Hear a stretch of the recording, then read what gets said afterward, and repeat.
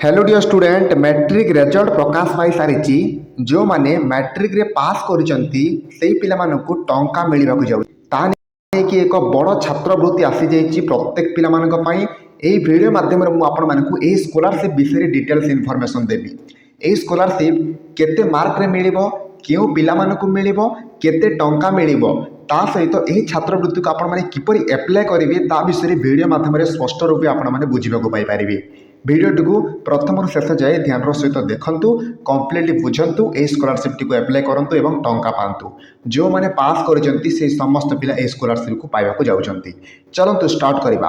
प्रथमे देखंतु केउ पिला पाइबे टॉपिक टाको मु क्लियर करबा को जाउची जे आपनकर जो कैटेगरी रही अछि कैटेगरी वाइज या को डिवाइड करा जाउची SC ST OBC SEBC general प्रत्येक कैटेगरी पिला ए स्कॉलरशिप टी को अप्लाई करि परिबे। देखंतु एठारे स्कॉलरशिप रो वेबसाइट को आसी जाइछि। मु स्कॉलरशिप रो वेबसाइट रे देखंतु एटा लिखा अछि आपनकर निर्माण श्रमिक कल्याण योजना एवं ए स्कॉलरशिप को ना general SC ST OBC SCBC EBC प्रत्येक छात्र छात्री ए स्कॉलरशिप को पाइबे जो मान की क्लास 6 पास करिसंती।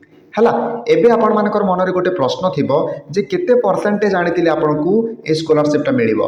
देखंतु आम जो स्टेट स्कॉलरशिप अछि ओडिसा गवर्नमेंट रो एथिरे मिनिमम 50% मार्क आवश्यक अछि कोनसी स्कॉलरशिप को पाइबा पई। तो आपण जदि 50% किंबा ताठारो अधिक मार्क आनिछंती ताहेले आपण एही छात्रवृत्ति टी को अप्लाई करि परिबे।